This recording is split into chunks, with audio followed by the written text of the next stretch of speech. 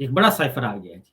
एक तो साइफर आया था इमरान खान साहब को हटाने के लिए, इमरान खान को बरतरफ कर दिया जाए। अमेरिका से हुक्म आया था और उस हुक्म की तामील कर दी थी उस वक्त के जनरल कमर जावेद बाजवा, जनाब सिपा सलार ने, और उनके साथ उनका साथ दिया था जनरल नदीम अंजुम, DGISI ने उनका साथ दिया था, और बड़े जोर शोर से वो पूरा कर दिया गया था अमेरिका का हुक्म, साइफर जो आया था, और उस साइफर की तस्दीक भी हो चुकी है। अब एक और साइफर आ गया है, और वो साइफर जो है वो कोई खुफिया डॉक्यूमेंट नहीं है, बल्कि प्रेसिडेंट ट्रंप ने उसको ओपन कर दिया, पब्लिक कर दिया है। और वो साइफर है कि जनाब फिल फॉर आप जो है इसराइल को तस्लीम कर लें और इब्राहिम अकॉर्ड में शामिल हो जाएं, और उसमें खासतौर पे पाकिस्तान का नाम लेकर कहा गया है।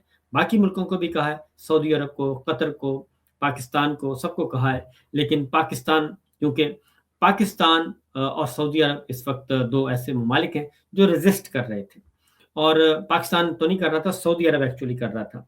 पाकिस्तान जो है वो तो माशाल्लाह से हमारे हुक्मरान जो हैं, जनरल कमर जावेद बाजवा ने ये प्रोजेक्ट 2016 से शुरू कर दिया था, जब वो आर्मी चीफ बने थे, और इसी चक्कर में उन्होंने 3 साल की एक्सटेंशन भी ली, और 2019 और उसके बाद भी मुसलसल इस तगोदौ में लगे रहे कि मैं इसराइल को तस्लीम कर दूंगा। और शायद वो अमेरिका में भी यही बताते रहे कि जनाब मुझे मेरे सर पे हाथ रखिएगा, मैं हाजिर हूँ, मैं इसराइल को तस्लीम करवा के करूंगा। एक दफ़ा ऐसा हुआ, बड़ी सुनने की बात है कि एक दफ़ा ऐसा हुआ, ब्रीफिंग हो रही थी, बहुत ज़्यादा हमारे दोस्त बैठे थे, जर्नलिस्ट, और उसमें जनरल बाजवा ने कहा कि जो हमारे फौजी जवान और अफसर मौजूद थे उधर, स्टाफ दीगर, उन्होंने कहा मैं इनको कहता हूँ, ये इशारा करके, मैं इनको कहता हूँ कि मुझे ये काम करने दें, और ज़्यादा से ज़्यादा क्या होगा, इसराइल को तस्लीम करने दें, ज़्यादा से ज़्यादा क्या होगा, लोग मुझे गद्दार कहेंगे, कह लें। तो ये वो इस हद तक उनका इरादा जो है ना मुसम्मम था कि मुझे गद्दार कहेंगे, ज़्यादा से ज़्यादा कह लें, तो मुझे इससे कोई फ़र्क नहीं पड़ता। मैं इनको कहता हूँ कि मुझे ये करने दें काम। तो ये जनरल बाजवा का हाल था, और 2016 से ये प्रोजेक्ट स्टार्ट किया, और 2022 तक वो इसी तगो-दौ में लगे रहे, लेकिन उनका ये प्रोजेक्ट पूरा नहीं हुआ। अब फिर वहीं पे आके सुई अटक गई है। जो जनरल बाजवा ने 6 साल लिए थे कि मैं इसराइल को तस्लीम करवाऊँगा, और मैं ये सब कुछ ये मैं करूँगा, और क्या हुआ अगर मुझे गद्दार कहेंगे तो। तो अब जो है, अब उसके दौरान क्या हुआ, जनरल आसिम मुनीर साहब आ गए थे, और जनरल आसिम मुनीर साहब को भी नवाज शरीफ साहब ने अपॉइंट किया है, ये ज़हन में रखिएगा, और आफ्टर रिटायरमेंट अपॉइंट किया है। एक दफ़ा नहीं, दूसरी दफ़ा अपॉइंट किया है। पहला टेन्योर पूरा हुआ, फिर दूसरा टेन्योर आ गया, वो भी रिटायरमेंट के बाद 5 साल दे दिए। 26 से 27 में गैरानी तरमीम भी आ गई। तो ये सारा कुछ करने के बाद नवाज शरीफ साहब, और वो अब शहबाज शरीफ साहब, अपॉइंट शहबाज शरीफ साहब, नवाज शरीफ साहब ने किया। भाई शहबाज शरीफ हैं, वज़ीर-ए-आज़म हैं, समधी वज़ीर ख़ारिजा भी, डिप्टी प्राइम मिनिस्टर भी हैं, और भतीजी जो हैं वो उधर मौजूद हैं, और इसी तरीके से ये सारे का सारा है आले शरीफ और जना साहब चल रहे हैं। अब गज़ा बोर्ड में भी शामिल हो गए आप, नेतन्याहू बोर्ड में, और नेतन्याहू बोर्ड में शामिल हो गए बगैर किसी इस शर्त को तस्लीम करवाए कि फ़लस्तीन आज़ाद रियासत होगी। उसको छोड़ के आप चले गए, व्हाइट हाउस में मुलाकात मारी, और उसके बाद चल सो चल।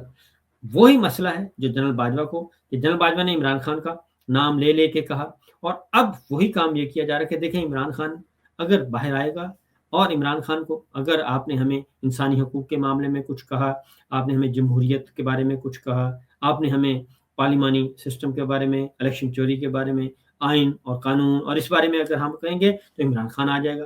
तो इमरान खान साहब हमें बचाएँ, हम आपको सर्व करते हैं। ये अब जो है पहले 3 साल इसी तरीके से गुज़र गया, चौथा साल शुरू हो गया जनरल साहब का। तो चौथा साल ये शुरू है, और चौथे साल में ये काम हो रहा है। इस दौरान क्या हुआ, गज़ा में फ़ौज भेजने का मामला अमेरिका ने कह दिया कि ये तो खुद भेजना चाहते हैं, और हम फैसला करेंगे, नेतन्याहू ने कहा हम फैसला करेंगे कौन-सी फ़ौज को कबूल करना है और कौन-सी फ़ौज को नहीं कबूल करना है। तो अब क्या हो गया, और इसीलिए सदर ट्रंप जो हैं वो बहुत ज़्यादा तारीफ़ें कर रहे थे, बहुत ज़्यादा तारीफ़ें कर रहे थे, और खुश हो रहे थे हमारे, और हमारे जो सादा लोग अवाम हैं, वो इस बात को समझ नहीं पा रहे थे, और वो समझ रहे थे कि जनाब ये तो बहुत अच्छे ताल्लुकात हो गए हैं। और हमारे दानिश्वर जो हैं, हमारे एंकर्स जो हैं, वो लिखारी जो हैं, वो बढ़-चढ़ कर उसको बयान कर रहे थे कि जनाब बल्ले-बल्ले हो गई है पाकिस्तान की तो। देखें कितने अच्छे ताल्लुकात हैं सदर ट्रंप के साथ। देखें सदर ट्रंप हर फ़ोरम पे جو ہے وہ فیلڈ مارشل کی اور شہباز شریف صاحب کی تعریف کرتے ہیں، ان کو فنٹاسٹک کہتے ہیں، اور کہتے ہیں کہ میں ان کا بڑا ایڈمائرر ہوں، بڑا گریٹ فین ہوں میں ان کا۔ تو یہ دیکھیں جی، ایسا تو معجزہ آج تک ہوا ہی نہیں، کسی حکمران کے حصے میں نہیں آیا۔ یہ دیکھیں کتنے اچھے ہیں۔ اور پھر یہ کہا جاتا ہے جو اس سارے نظام کو، اس ساری صورتحال پہ تنقید کرتا ہے، اس کو کہتے ہیں یہ پی ٹی آئی کے شدت پسند ہیں۔ یا آپ شرم نہیں آتی ہمارے جو دانشوروں کو تھوڑا سا احساس کرنا چاہیے، گریبان میں جھانکنا چاہیے کہ کہتے ہیں پی ٹی آئی کے شدت پسند ہیں، اور جن کی جو یہ سمجھتے ہیں، تو بھائی اپنے اپنے گریبانوں میں جھانکیں اور سوچیں کہ یہ آپ کر کیا رہے ہیں اور پاکستان کی کون سی خدمت کر رہے ہیں۔ کیونکہ جسم فروشی سے بڑا جرم جو ہے وہ ضمیر فروشی اور قلم فروشی ہے۔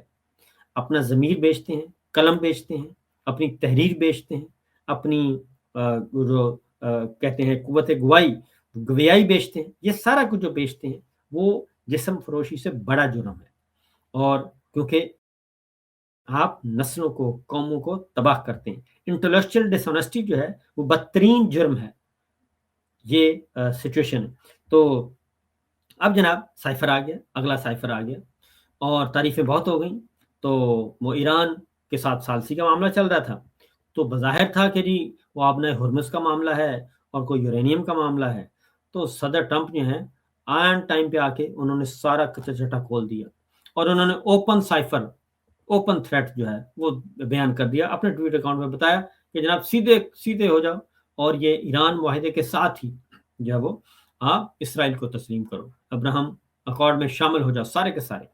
اور انہوں نے کہا ایک دو ملک بس ٹھیک ہے، ان کی مجبوری ہم سمجھتے ہیں، وہ پھر بعد میں آ جائیں، لیکن باقی سب ایک ہی لاٹھی سے ہم سب کو ہنکیں گے۔ تو یہ کہہ دیا گیا ہے، اور اس میں پاکستان سر فہرست ہے۔ اور کیونکہ ہم نے پاکستان پہ ہمارے فیلڈ مارشل جو کہ ڈیفیکٹو رولر ہیں، جو کہ حقیقی حکمران ہیں، حقیقت میں حکمران ہیں، اور کیونکہ آئینی طور پر تو ہے نہیں، ادروائز تو ساری چیزیں ان کے کنٹرول میں ہیں، تو ان کا نام لیا انہوں نے، خاص طور پہ ان کا نام لیا ہے۔ اور وہ کہتے ہیں نا کہ پنجابی میں ہور چوپ ہو، تو انہوں نے فیلڈ مارشل کو مخاطب کر کے کہا ہے، اور ان کو پتہ ہے، کیونکہ یہ جو چیزیں تھیں نا جی، یہ ہم اسی کا رونر ہو رہے تھے کہ خدا کے لیے اپنے آپ کو ذرا تھوڑا سا سنبھالیں، اور پاکستان کا بھی سوچیں، پاکستان کے مفادات کا بھی سوچیں، پاکستان کے عوام کا بھی سوچیں۔ لیکن نہیں، انہوں نے کہا جی آپ کہیں ہم ہر چیز تہہ تیغ کرتے گئے جی۔ تو یہ صورتحال ہے۔ اب جناب انہوں نے کھل کر آ گیا ہے، سارے کارڈ شو کر دیے صدر ٹرمپ صاحب نے، اور انہوں نے کہا کہ آئیں ذرا سیدھے ہو جائیں اور تسلیم کریں۔ اور ظاہر ہے اب جب آپ نے 2 سٹیپ تو پہلے ہی صدر ٹرمپ کے کہنے پہ کر لیے، ایک غزہ بورڈ جسے آپ نیتن یاہو بورڈ ہے اس میں شامل ہو گئے ہیں، اور دوسرا آپ نے غزہ میں فوج بھیجنے کا بھی حامی بھر لی ہے۔ جب آپ یہ 2 کام کر چکے ہیں تو انہوں نے کہا آپ تیسرا بھی کرو، اور بڑی ثالثی آپ سے کروا لی، سہولت کاری بڑی ہو گئی ایران سے، ایران کو چھوڑیں، ان سے ہم آپس میں کر لیں گے، آپ پہلے اس پہ آئیں۔ تو یہ سچویشن ہے، یہ سائفر آ چکا ہے۔ تو فیلڈ مارشل کے پاس کیا آپشن ہے؟ فیلڈ مارشل، کیونکہ شہباز شریف صاحب نے کیا کہنا ہے؟ شہباز شریف نے بڑے خاموشی سے کہنا ہے، وہ سر جی ہم تو سر پہلے دن سے کہہ رہے تھے کہ دیکھیں ہم تو کچھ بھی نہیں ہیں، یہ سارا کچھ فیلڈ مارشل کا ہے، ہم تو بڑے سادہ لوگ ہیں، ہم نہیں کر سکتے تھے، ساری حکومت ان کے پاس تھی، کبھی نہ ان کے پاس تھی، تو وہ ہم بلیک میل ہوتے رہے۔ یہ آنے والے دنوں میں نون لیگ جو ہے یہ جنرل عاصم منیر صاحب کے بارے میں کہہ رہی ہوگی۔ اس کے بعد آتے ہیں جی آگے۔ اب آپشن نہیں ہے فیلڈ مارشل کے پاس، میں آپ کو بڑے کھلے دل سے بتا دوں کہ نو آپشن۔ اور اب یہ ہے کہ آگے وہ کہتے ہیں کھائی ہے پیچھے آ گئے، اور اب دیکھیں کس میں کودتے ہیں، بھاگنے وہ دیں گے نہیں، کیونکہ آپ لوگوں نے بہت آگے چلے گئے ہیں، اور آپ نے ایسی یقین دہانیاں کروا دی ہیں جو ہمارے 75 سالوں میں، 78 سالوں میں، 79 سالوں میں کسی نے نہیں کروائی تھی۔ آپ اس حد تک آگے چلے گئے، اور آپ نے لنچ بھی ماشاءاللہ سے کیا ہوا ہے، کھانے بھی کھائے ہوئے ہیں، وائٹ ہاؤس میں جا کے بیگ بھی آپ نے دیے ہوئے ہیں، وہ ساری انہوں نے ریکارڈنگ بھی کی ہوئی ہے، جو وسپرنگ ہو رہی تھی وہ بھی، جو کانوں میں باتیں ہو رہی تھی وہ بھی، وہ ساری انہوں نے کی ہوئی ہیں۔ کچھ چیزیں انہوں نے لیک کر دی ہیں، اور کچھ چیزیں انہوں نے باقی رکھی ہوئی ہیں، جو ہی آپ آگے پیچھے ہوں گے وہ ساری چیزیں انہوں نے بیان فرما دینی ہے کہ جناب یہ ہے، ہمارا کوئی قصور نہیں ہے، تو ہمیں خود آ کے کہہ کے گئے تھے۔ تو اس دن کا انتظار کریں، اور انتظار کریں کہ ہوتا کیا ہے۔ اب آتے ہیں عمران خان صاحب، آپشن کی بات ہو رہی ہے، ان کے پاس کوئی آپشن نہیں سوائے اس کے کہ عمران خان کو رہا کیا جائے، اور عمران خان کی رہائی عمران خان ہی ان کو بچا سکتے ہیں، کیونکہ حقیقی حکمران وہ ہیں اور حقیقی منتخب جو ہوئے ہیں ان کی جماعت ہوئی ہے۔